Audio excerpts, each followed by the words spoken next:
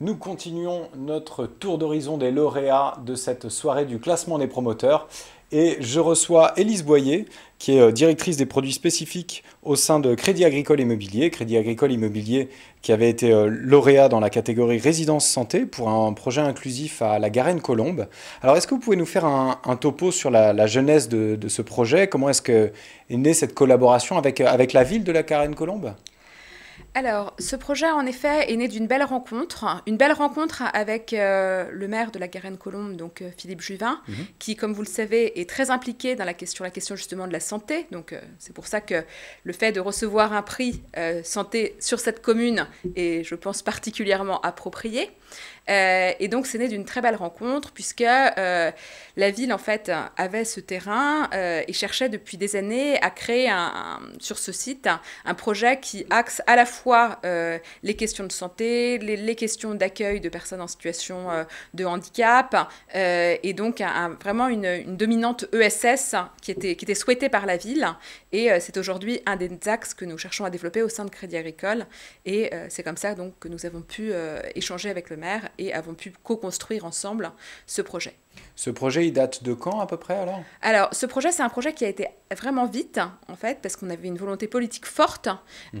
Et donc, c'est un projet dont nous avons commencé le développement il y a un peu moins de 2 ans et où nous allons lancer le chantier là à l'automne. Donc c'est un Ok. projet plutôt rapide au regard du Notamment, développement actuel des projets. notamment en vue de cette crise sanitaire qui a aussi paralysé pas mal de projets, je suppose. Tout à Euh, fait.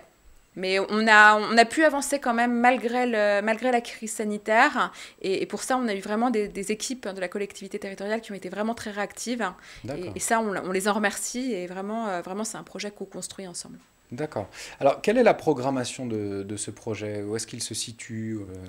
Alors, déjà, le site est idéalement placé. Vraiment, l'idée, c'est de faire de l'économie sociale et solidaire et de l'accueil de publics qui rencontrent des difficultés en plein cœur des villes. C'est-à-dire, l'idée, Mhm. c'est pas de créer des ghettos, mais c'est vraiment de faire de l'inclusion et d'insérer ces populations au sein de la ville et que ça apporte en fait à la fois aux riverains et à la fois, c'est vraiment un échange en Aux fait. patients. Mhm. Donc, on a en fait sur ce projet à la fois une résidence senior dont les loyers ont été justement sélectionnés pour être accessibles en fait aux habitants du secteur et ne pas être sur des loyers qui soient trop élevés pour que ce ne soit pas accessible pour les habitants. Donc, on a cette résidence senior avec service, donc qui fait 73 logements Mhm. et qui aura des services qui vont être ouverts pour la ville, notamment un pôle restauration, un pôle spa. Donc l'idée, c'est vraiment d'être sur de l'ouverture pour la ville. Et on a le côté qui est économie sociale et solidaire, avec à la fois une salle de sport adaptée auquel on tient beaucoup parce qu'elle s'inscrit dans le cadre des Jeux Olympiques, et notamment du sport Du en sport fait, handicap? du sport handicap, tout à D'accord. fait. Et donc on travaille avec une association qui a d'ailleurs en fait des sportifs en fait en situation de handicap psychique qui participent régulièrement aux Jeux Olympiques. Donc là-dessus, pour nous, c'est une thématique qui est très importante. Et cette salle de sport, elle sera vraiment ouverte aux habitants de la commune, à la fois donc du sport pour des personnes en situation de handicap, mais aussi du sport santé pour des personnes qui sont malades ou pour des seniors, et ce afin de retarder en fait les effets de la dépendance en fait. Et Mhm. ça, on s'inscrit vraiment dans le cadre de la politique régionale qui fait du sport en fait un véritable outil en faveur de la santé.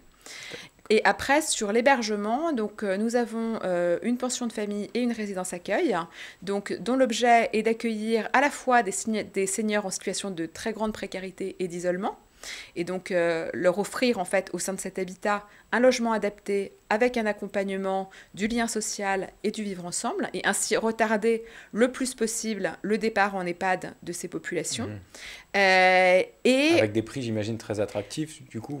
tout Enfin, à fait, des loyers, en tout cas, on, pardon. on est sur les loyers de l'hypersocial, donc avec un Ok, conventionnement hypersocial, et donc des montants d'APL que nous avons travaillé en fait en lien avec les services de l'État pour que ce soit accessible à tous. C'est-à-dire, d'accord. l'idée c'est vraiment que le montant de l'allocation adulte adulte handicapé puisse offrir à ces personnes un minimum à vivre en oui. fait, Que qui ce soit pas suffisant. absorbé Voilà. par par le loyer, quoi. Exactement. Et donc D'accord. vraiment l'idée c'est d'avoir un reste à vivre pour que les personnes puissent avoir ne passe pas tout dans le loyer et puisse avoir à côté de ça un accès aux loisirs, un accès à une alimentation de qualité. Et donc, c'est vraiment, on souhaite vraiment que cette personne puisse avoir une véritable qualité de vie.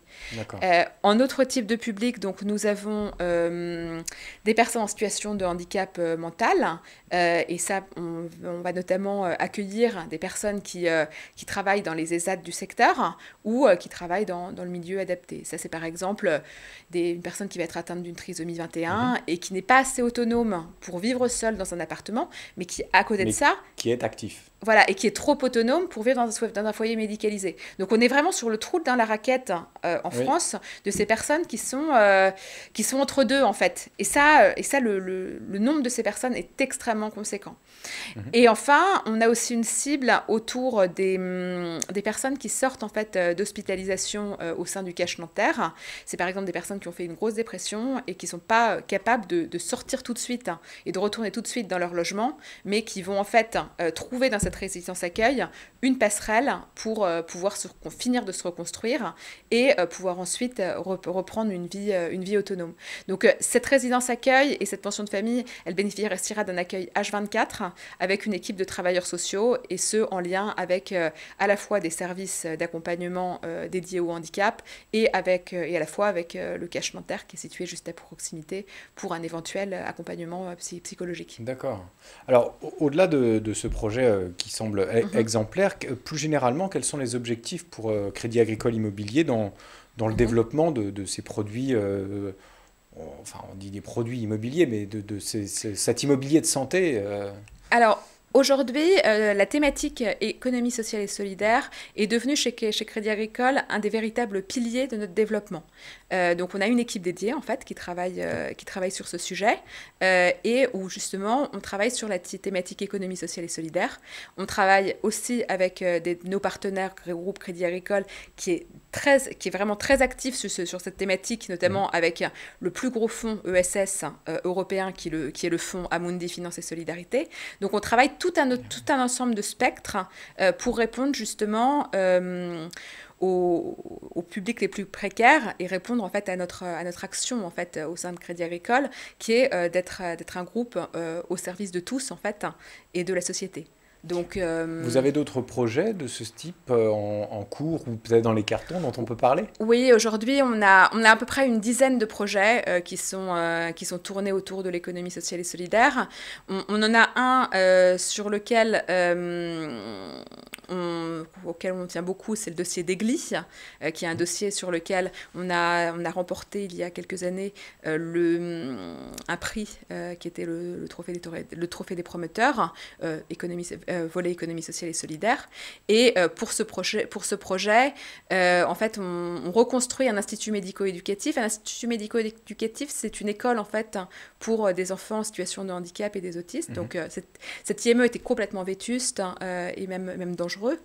Donc en fait, on le reconstruit, on crée un nouvel écoquartier sur le site avec cette IME qui sera exemplaire, mais aussi avec des logements pour des seniors des classes moyennes, une résidence accueil donc pour des personnes en situation de handicap mental et notamment pour ceux qui travaillent dans les ZAT qui est voisin, ainsi qu'une pension de famille qui, elle, va être plutôt dédiée pour des femmes victimes de violences. Donc on a ce projet-là qu'on affectionne particulièrement.